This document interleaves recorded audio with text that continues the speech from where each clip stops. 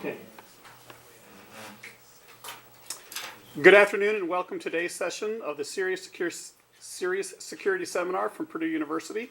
Our speaker today is E.J. Jones. E.J. is a technical fellow in information security at Boeing Corporation.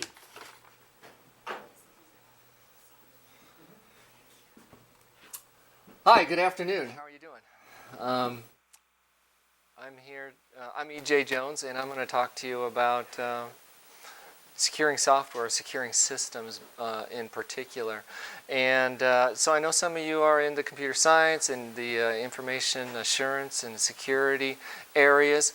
And so what I wanted to talk to you about is how you go about in best practices and in order to secure systems. And so I'm going to cover a bunch of different areas that you may have heard of or you may have covered in classes, and other areas that you probably are not covering in classes. And what I'm trying to do is I'm trying to give you the information or some practical steps to take what you understand and look at areas that when you start working in a real job or so forth, that will be additional steps that are necessary. And you'll see that more in the subsequent slides. Now, if you don't ask questions, then I'm going to think you're really bored, or I'm going to think that the information isn't at the right level. So we're going to go, it'll be really fast talk if you don't ask a lot of questions, or if you don't answer my questions. So what I'm trying to do is trying to get a little more interaction than just me sitting up here like a guest lecturer, okay? Because I'm really here to get your feedback on some of the ideas that I'm going to present. So this is just your basic understanding of what happens for vulnerabilities within software. So you find everybody knows about security flaws in software, and you read about security flaws in systems every day. It seems like there's an exploit being written for software. It costs a lot of money to fix those vulnerabilities. And so in this chart is just from NIST, and says it takes 30 times more effort to fix a vulnerability once the vulnerability is in production. Now, what does that really mean? It means the last figure I heard was like $7.3 million estimated for your average security breach. That's a lot of money.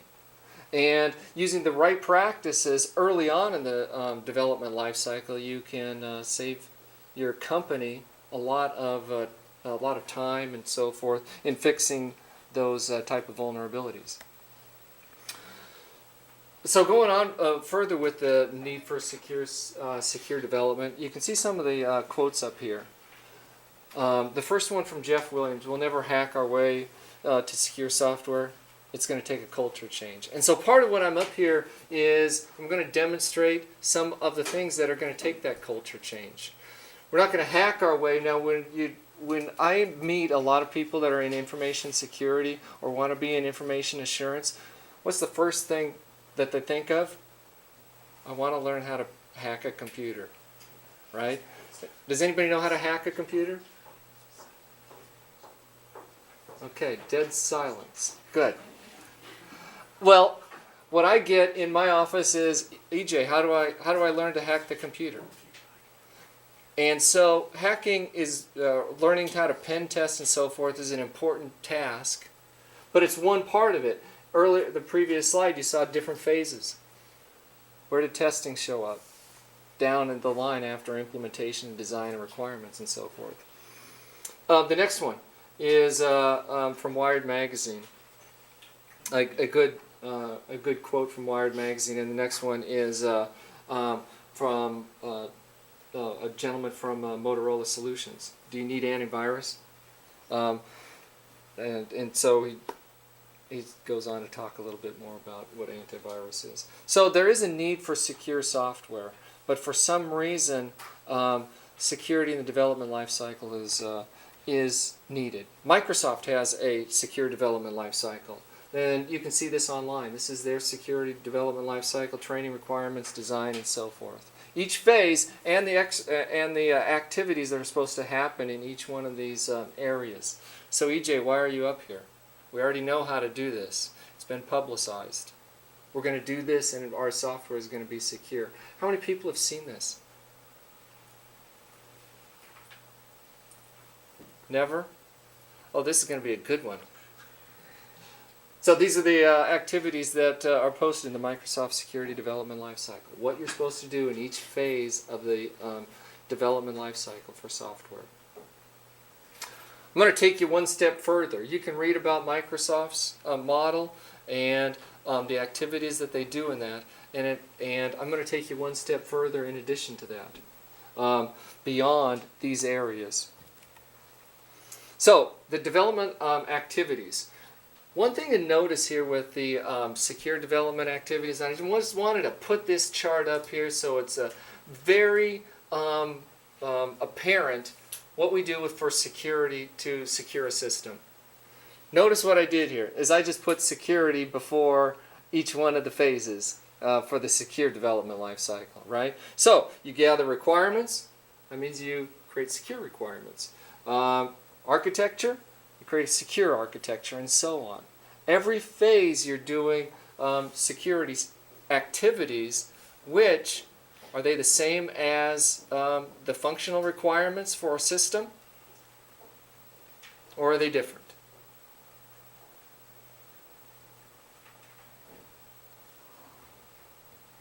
Different, right? They're going to be different. And some of the activities that we're going to talk about are what you need to do, what you are going to be doing if you want to be an information security engineer or architect or analyst.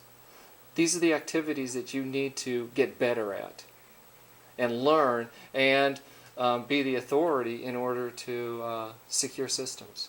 Don't expect the guys learning system architecture to secure your systems. Don't expect it. And by that statement is the reason why many of our systems that we get from manufacturers are insecure. Because system architects are playing, I'm looking at Greg, are playing security, right? And so, anyway, that's the point of that slide. So what is the security in context here? The application security in context has 4 different areas to it. The first one is the supplier security.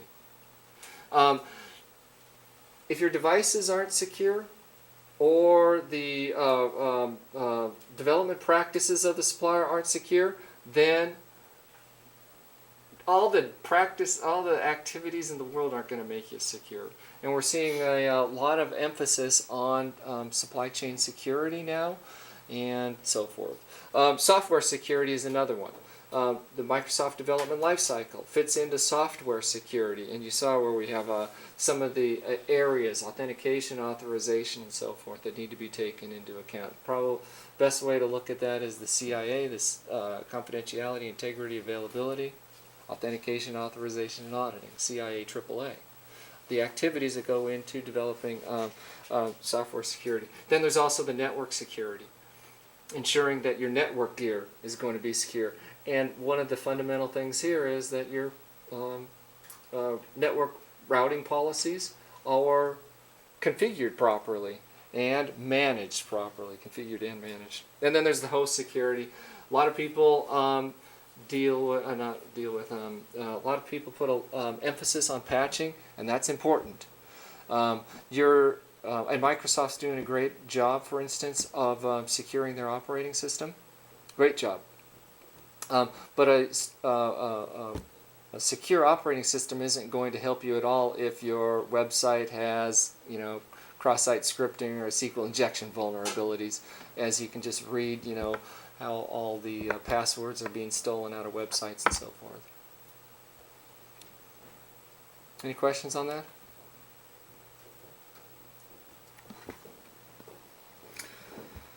Where's all this coming from? So there's some motivation for doing security, application security. The first one, legislation. In information security, do you study any of the legislation that's coming out? Yeah? Ryan does. Anybody else? Here's some of the legislation, just a tip of the iceberg. There's more legislation and regulations that point to the need for software security. One of the ones I'll point out here is the PCI, where the payment card industry has put together their data processing standards, and in my opinion have done a great job. They've given practical requirements for what systems need to do in order to keep them secure.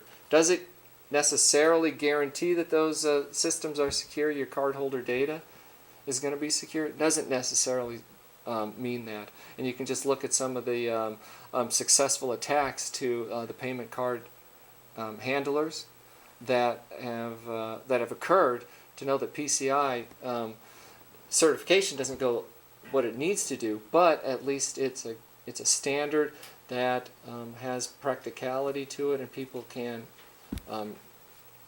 have some good principles in order to apply and the requirements.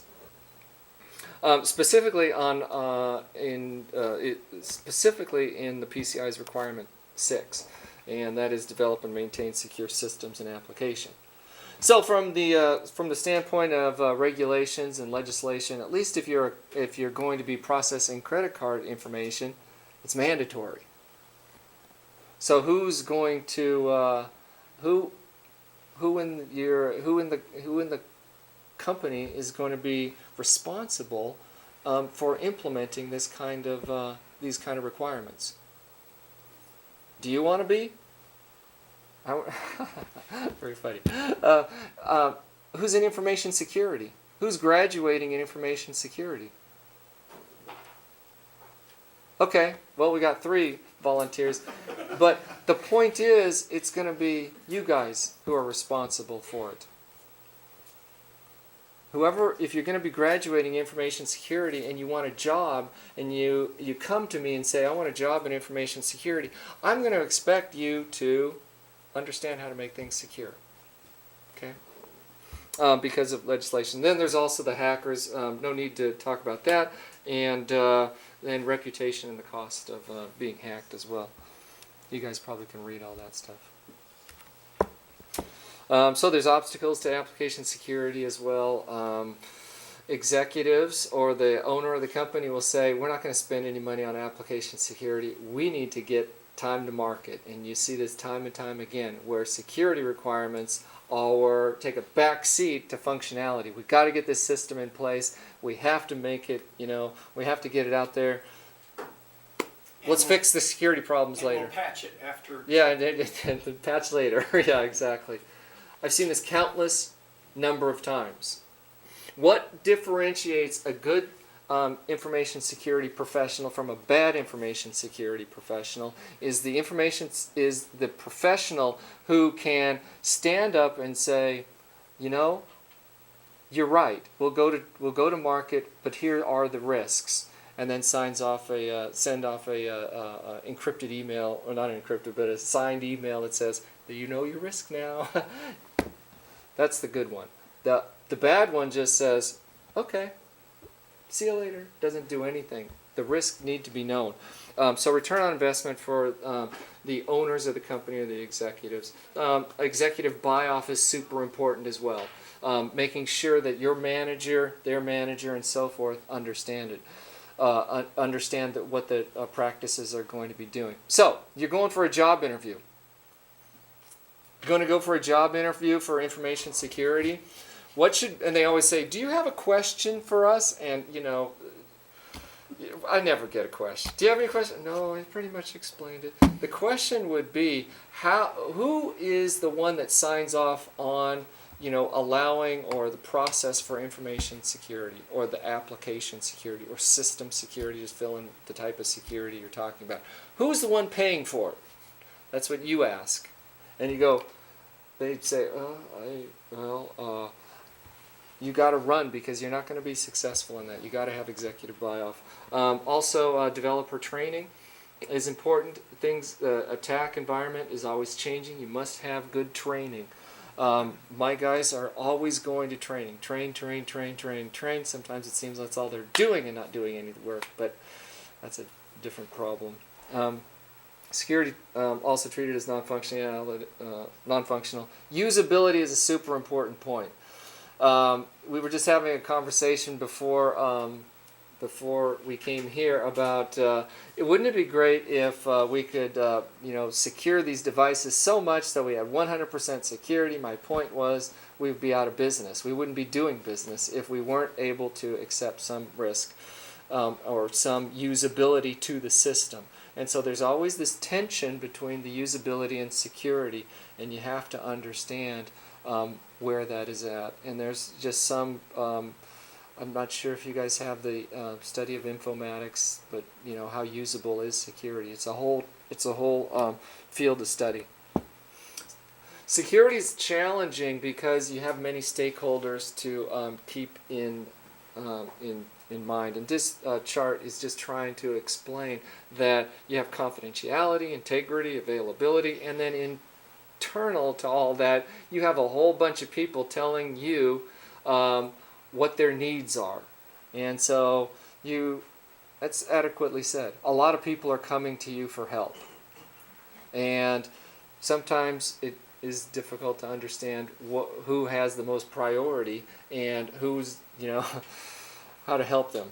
I guess that's the best way to put it. But anyway, some of the areas I've put up on here is who your customers are going to be, because I think a lot of people graduate from college and they think I'm going to work for my boss. In information security, you work for many different people. You're going to have a manager, but you're going to be dealing with literally everybody. Everybody's going to be knocking your door down. In fact, I just had a buddy who went to work at another organization, and he said to me the other day, EJ, I am like a life preserver in a drowning boat. He's not getting any work done. They're just coming. I need help in this area. I need help in this area. No, he's not getting any work done. So that's how he feels, or he understands this particular slide. So. All right. This chart is based on the Zachman framework, and it's a framework for system secure or architecture, security architecture. And so, once you get heavily into security, people start asking you, "What's your security architecture?" And so you describe your security architecture in this is one way of doing it in a 6x6 Zachman framework, where you have the who, what, when, where, why on the top, and then you have the different layers across the side. What I've done here is I've circled the different areas that in an enterprise architecture, security architecture, would be the areas as a security professional that you need to have some understanding of. Information classification, training and awareness, many different things. And can you spend a career in any one of these areas? Yeah. I mean, we have people at Boeing who spend their lives classifying data. And you think, how boring. But they like it, and that's what they do. We also have people who do database security. And I could talk for hours on each one of these bubbles, but I'm not going to.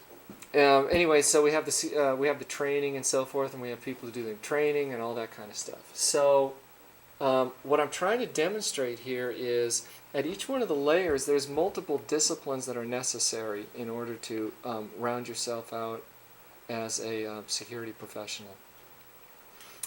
Many different areas that you can spend time with. Do any of these areas, you're probably studying some of these areas within your studies, do any of them look familiar?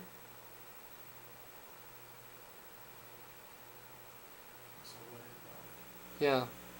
Why and component is one I would think that many of these students are focusing on. Research vulnerabilities, threat research, vulnerability research, certain type activities. Oh yeah, right. And under the component, or under Y component, yeah. Lots of research. And that's what I mean, is you can spend your entire life doing research. on components. But if you do, that's fine, but you see there's other areas that are necessary to secure the system. Other areas within security or information security in order to secure the system. It's just not one area. They all play together in order to secure the system. That's the reason why I put this chart up. Application security, administration management, there was some focus that would be good. So a few nods. Well, I'm glad you get the same response I do. Okay, so let me ask a question. What is application security? Yeah, go ahead. What is application security to you? Yeah.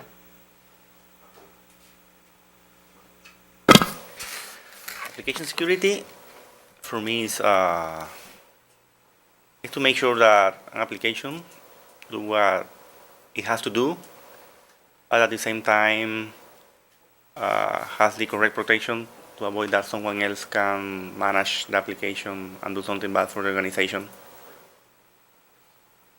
Excellent. Okay. Yeah.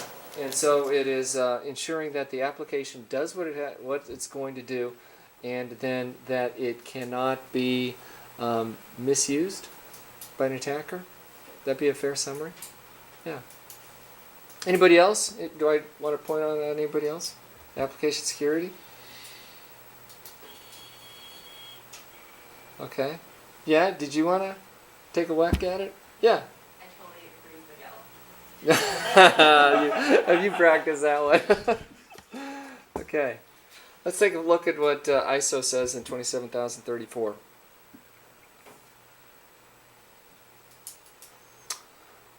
Yeah. In slide 4, it shows that you mentioned that in your company there are people that are specialized in specific things. Get your mic. But the question. It's on. It's on. But the question is, what happens if those person quit tomorrow? So and you only have those people in charge of doing a specific homework, and you don't mix the responsibilities. Oh yeah.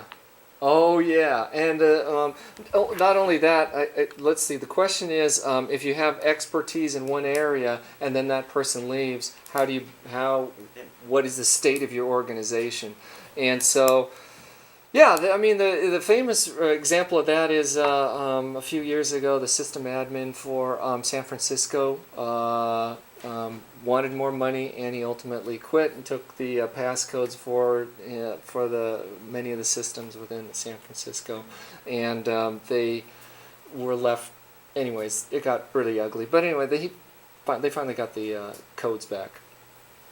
Here's a real life example. And so that is what we call in the security principle of split duties, I guess. And so you always have to have somebody who's backing up another person. And that's more in the people area of security, to make sure that your availability is there. Does that answer your question? Yeah. And so from a management standpoint, from a security management standpoint, and the availability, you would be saying, why do we have an administrator who is maybe the only one who can log into the system, and B doesn't have a backup? And so some systems, you've seen the movies where they all have to put their key in and turn at the same time, and that's kind of split or dual responsibility. I can't exactly remember with the white lights on it, but in any case, there's a security principle along those lines.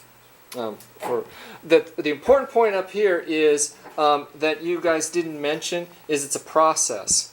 You got to have a process for doing application security. And then another one from Wikipedia here is measures taken throughout the life cycle of the application. And so what these measures are doing is they're measuring the risk to you and the system, and what you're going to be doing with the system. So then there's also the NIST from 812. And this is saying whether the features of the system or application meet the security requirements and specifications. Has anybody No, maybe I'll ask later. But anyways, the important point here is it meets the security requirements and specifications. Okay, so far we got a process, we got measures, we got security, or the meets the security requirements and specification. Okay, and the last one is from CNSI, or CNSI 4009. Software assurance is and this is the famous one, the level of confidence the software is free from vulnerabilities. How do you get that level of confidence? So how, when your manager says to you, how do we know it's secure? And you go, well, we didn't find any bugs in the last 2 weeks, so we know it's secure. That's not the way that you provide assurance. You provide the assurance because you've used a process, you've measured it, and at the very end you're able to say, we're secure, or this is where we're not secure. This is our level of risk. So this is based on the V Lifecycle model. I'm not sure you study this or not, or maybe you do, but anyway, you're probably familiar with the waterfall method or the Agile Method. Well, this is the V Lifecycle model, and basically you got verification and validation on both legs. And so as you go down one leg, we're doing most of the implementation of the system. And as you go up the other leg of the system, you are verifying that system or validating that system is in place. And so just at a high level, you have the concept of operations. Super important. What's a concept? Anybody know what a concept of operation is?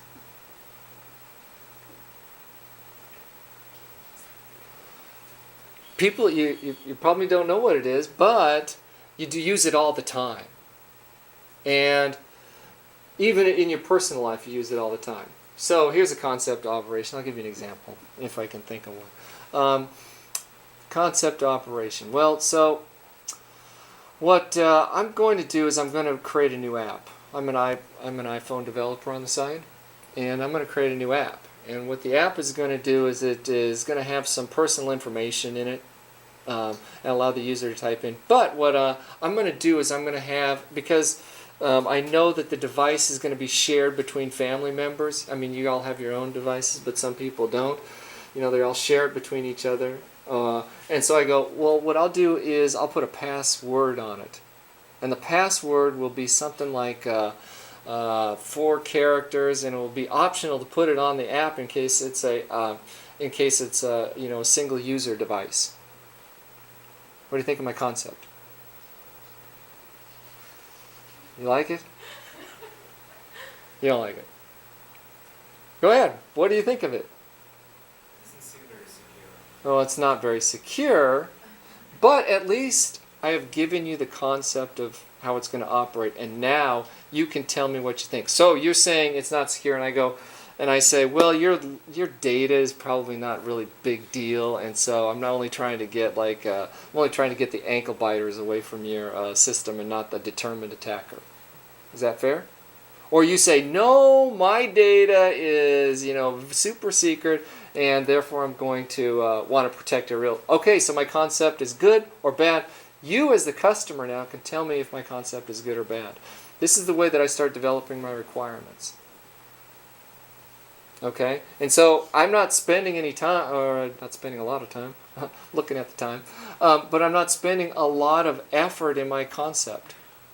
Okay? But I'm documenting it so, you, the customer, can tell me whether it's good or bad. What do you think?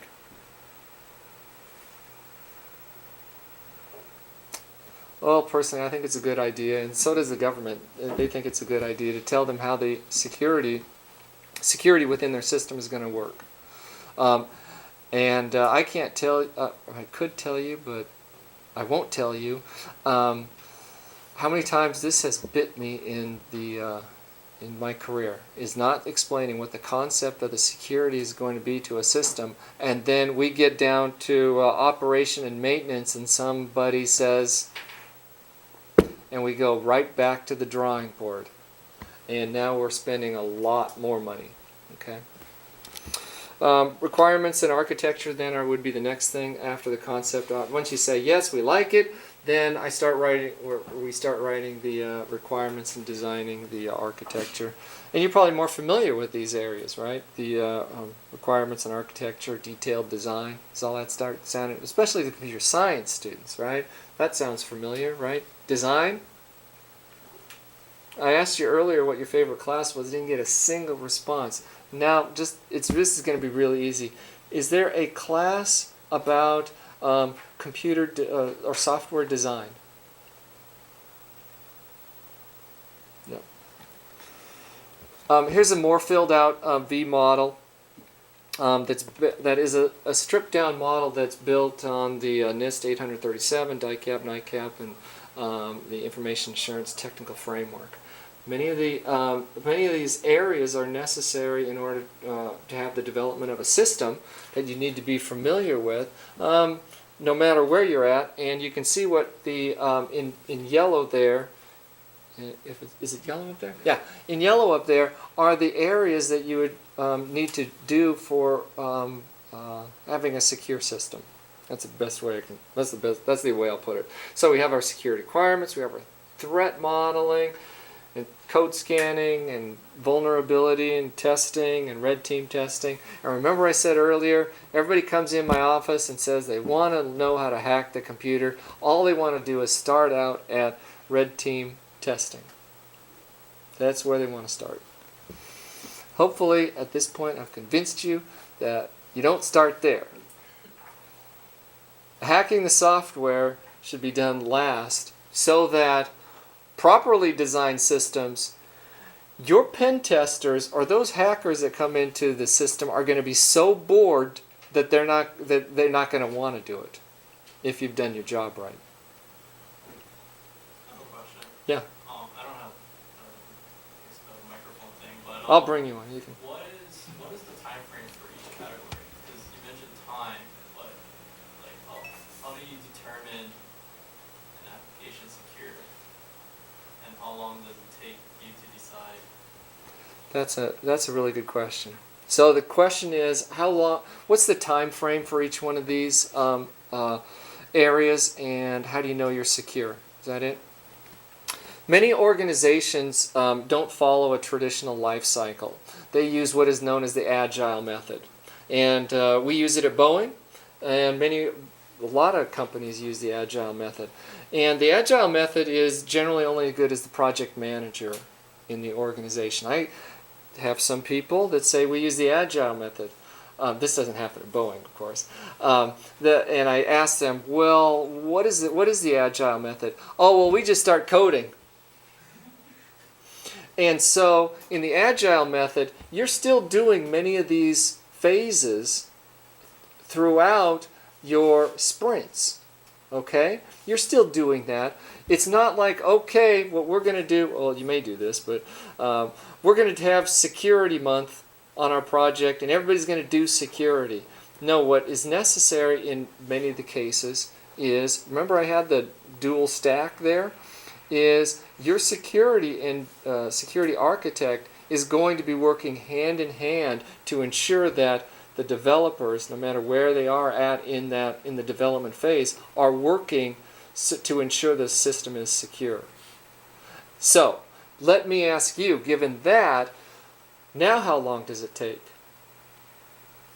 If you have embedded, knowledgeable security architects, you are stride for stride with the development team. In general. Does that answer your question? Yeah. Did I answer it good or bad? Okay, yeah, just answered it. EJ, a traditional, with many companies, when they're developing projects, software, or whatever, is that there's a team that develops, and then hopefully before it goes to market, then they take a security review. Many of the things you're talking about. Is that, I'm picking up from this is not necessarily how Boeing does it, that you actually try to build security from the start of the project. I mean, do you assign a security architect to every project team, or how do you address these type of things? Or is security still thought of as an add-on after the product has semi been developed? Well, I would both. Oh, yeah, thanks. Both. You know, it really depends on the project manager, and it was so good of a softball that here I have the roles of what's necessary. And so when I was talking about answering your question about stride for stride, this is what I mean. Now, so we have security roles and then we have development roles. And hopefully some of these look familiar, at least in the development area, right? You got the program manager, the database designer, customer, architect, tester, developer, blah, blah, blah, right? Security may not look so familiar, right? Designated approving authority, chief information security officer, information owner, and so forth. Anyways, I put these things in here. So, information security architect, the third one from the bottom. They all were working hand in hand with the system architect. This is important. Your system architect is not your information security architect. Because if they are the same person, what are you going to get? Secure underscore. Yeah, you're not going to have a secure system because always time to market is going to win. So if you go in there and you're asked to be, oh, okay, you're going to be the system architect. You know a lot about it. You went to Purdue. You're smart. You can do it. What you need to insist as a security professional is that you have segregation of duties. Very important, because if you don't have segregation of duties in your development area, you're not going to have security. You are not at the end of the or at the approving stage. You're not going to be able to provide the approving authority the assurance that the product is secure if you don't have your roles straight. Okay, you got to have your roles straightened out. Very important. I think I'm running out of time, aren't I? I got no. Fine. It says I got 9 minutes left. Yeah. Okay. Until they stop recording, but you've got another half hour, Oh, 20 minutes. oh, these guys look thrilled. Okay. Right. So the first thing is security requirements development. There's different ways of developing security requirements, and I'm often asked this question: is what are your security requirements? I love that question, by the way. It's like if I walked up to you just right now and said, "What are your security requirements?" Well, my security, I lock the door on my house, and I lock the door, I lock my bike up, and those kind of things. Those are your requirements? Well, really it depends on what the system is. First of all, right? You have to first of all, you got to tell me what the system is, and then I can tell you what the security requirements of the system are. Well, the system is there to protect, all the money that I store, at the house. Oh, well, okay. Now we can give you your security requirements since we know what it is, or know what the system is supposed to do. Probably a bad example, but you get the idea. It's almost a trap. Is give me your security requirements first, and I'm not going to tell you what the system does. That's the reason why you have these split roles. You have one role as a system architect, and with the system architect, the security architect is developing the security requirements. There's different ways of classifying the type of data, and I put in some of the I put in here some of the different standards that can be used in order to identify and classify the data. And of course, I talked earlier about this concept of operation of the ConOps. So once we determine what type of data it is, now we can say whether the app 4-digit passcode is a good idea or a bad idea. Once we've talked about what kind of data it is. And so you can also see this is a DoD directive to ensure that you have the information assurance requirements. I'm going to just go back up to here to the roles. Who develops the information security requirements? Now this couldn't be more of an open book exam or test pop quiz right now than anything that I've ever seen in college. Who's responsible for it? Everyone, right? Everyone. I was talking about the development. That's an interesting point. And you only get one answer. Or the only one person is.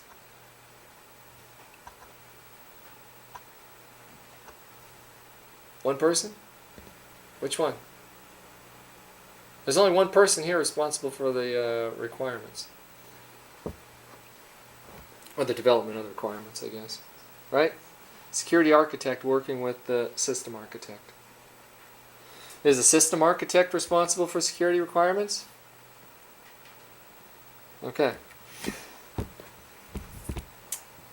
How you develop security requirements, in addition, you go to your internal policies, regulations, which we looked at briefly, and then what the system needs are. These develop the system requirements. So, I put some examples here of what security requirements are. They may be really bad, but they're what the requirements of the system are. User and administrator activities must be authorized, logged, and monitored.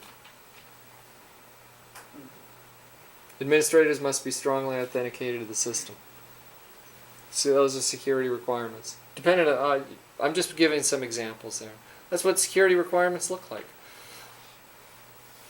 Now, depending on the system, you get a little more in detail. But I just wanted to give you an example that you create security requirements depending on what the system is, dependent upon the system.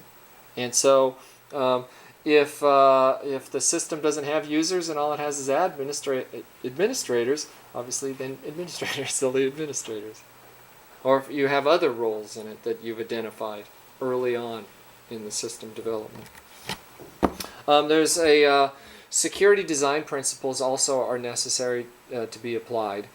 At last count, there was 37 different security design principles. I'm like joking about that, but there are a lot of design principles.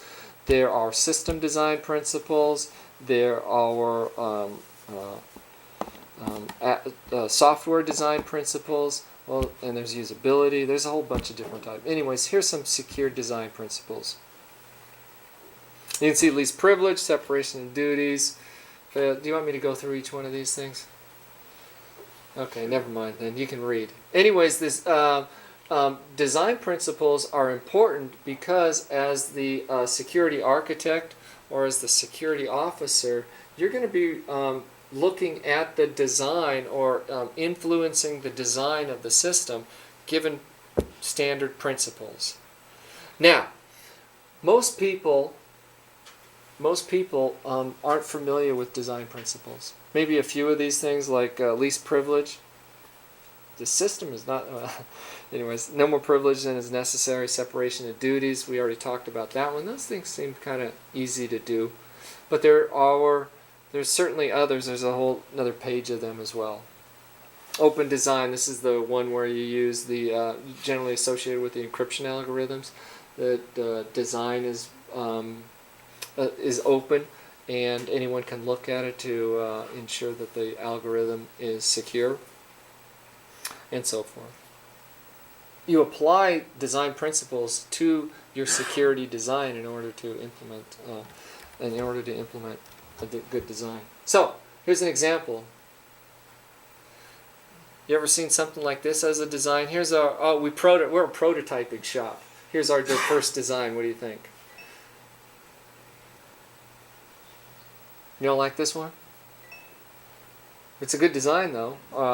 I mean, at least you got something. But I'm sure you've even done this. I've done it. I've developed iPhone apps. This is my design. Well, not that, but you put together a storyboard, and here's my design. Is that a good way to do design? Well, if you're a single guy and just putting in your iPhone apps, I can do it any way I want to. Not saying it's good or not. But if you're going to trying to be creating a secure system, This would be not the right way to do it. This is not what a good design looks like. Good design looks something like this, where you have use cases, UML diagrams of sequence, class, and deployment diagrams. That's what makes up a good design. Now we can see from a security aspect of what is the timing sequences, what are the data flows, where is the data at rest. We can start securing the system. If all you get is the previous one, you don't have a very good design.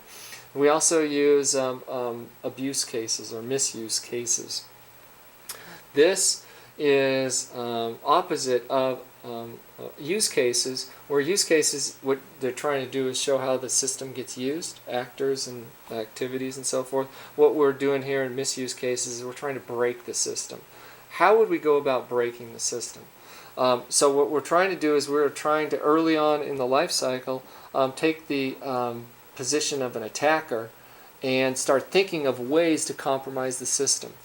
How would we compromise this design of this system?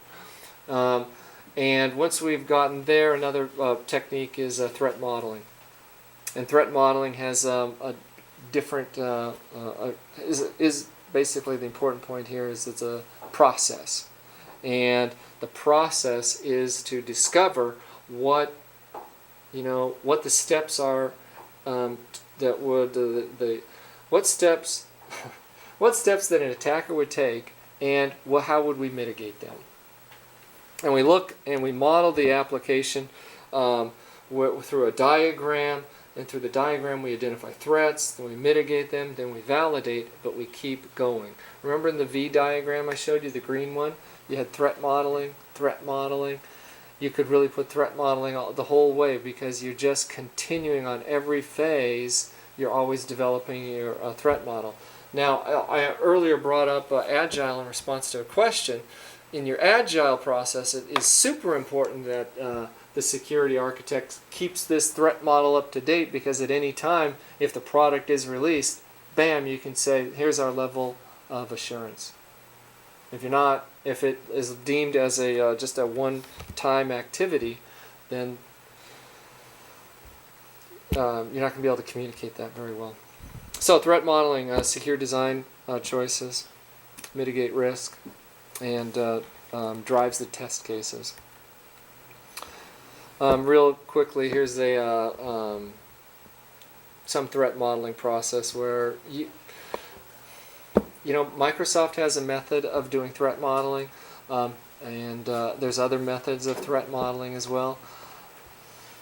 What we're trying to do in threat modeling is find out where the data is at, and where it's flowing to, what processes are being used, and so forth. So it depends on where you are at in the life cycle of the system. If you're early on, you can do a high-level type of threat model to start addressing the threats earlier.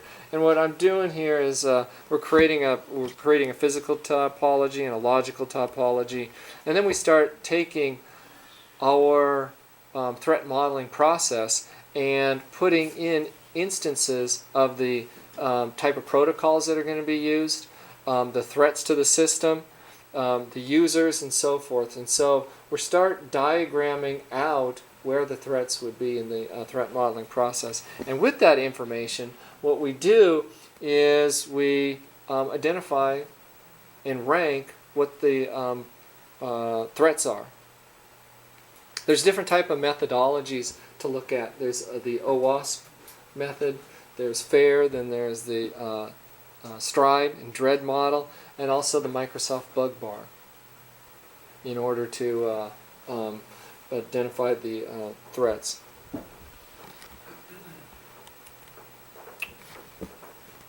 So this is a really bad example, but it's high level enough, to understand.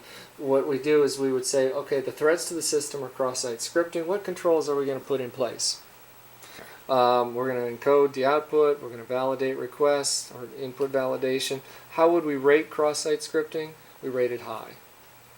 Just a high-level example of what the threat mitigations would be. Once we've modeled it, now we're analyzing it and we're rating the threats. And this would be somewhat of an example of what threat mitigation would look like. So we can see SQL injection and so forth.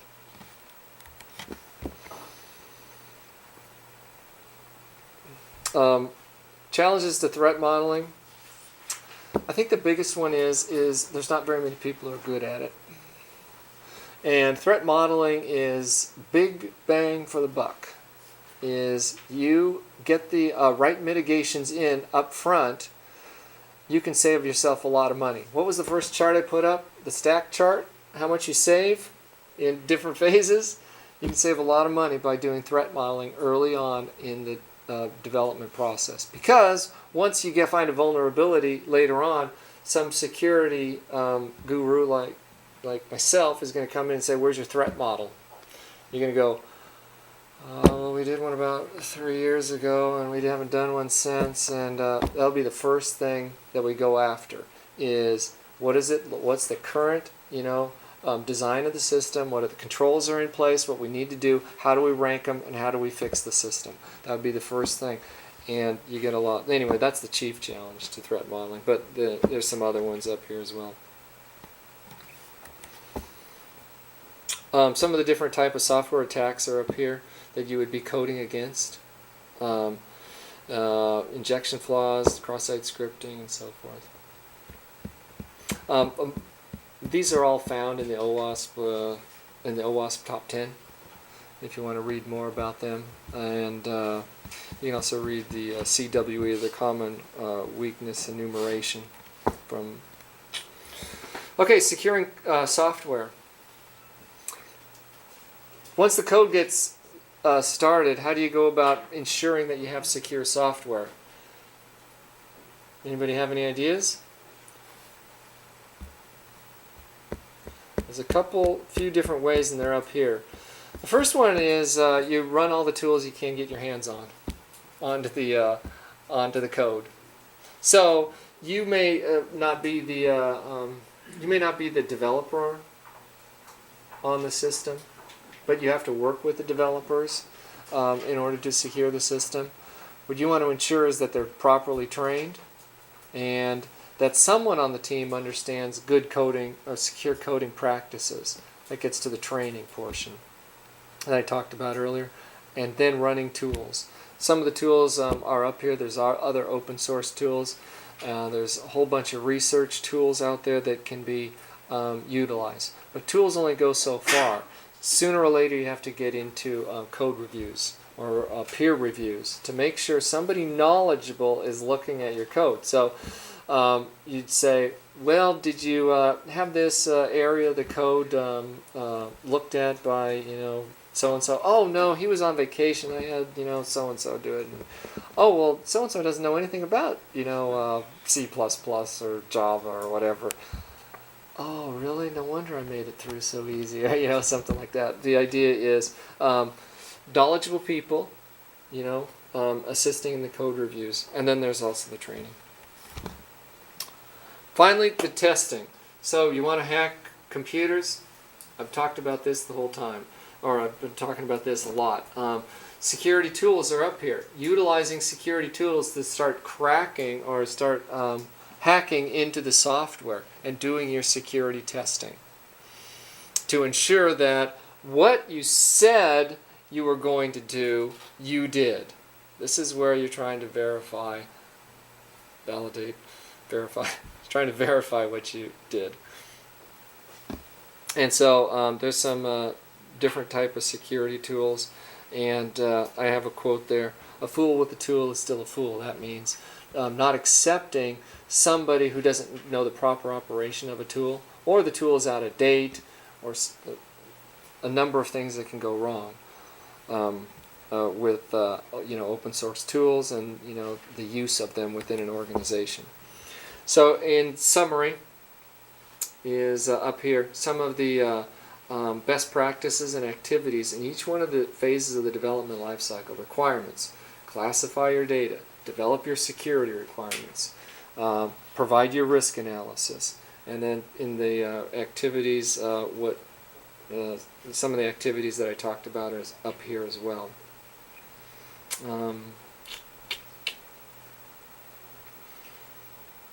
Yeah. Oh, okay. One thing I haven't talked about here is the incident response plan being developed in the testing. As a security professional, you're going to be asked to participate in disaster recovery plans or incident response. Don't roll your eyes at it, because when you're when you get a job at a bank, or you get a job, right, or you get a job at AT&T or something like that. I'm not saying, probably shouldn't have said that way, but if you get a job somewhere, there's a good chance you're going to get hacked. And you always have to have an incident response plan for a system before you get hacked.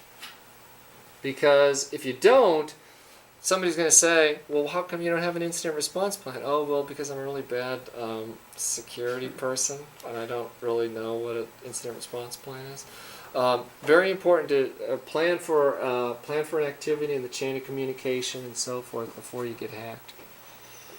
And other than that, that's it. Is there any questions?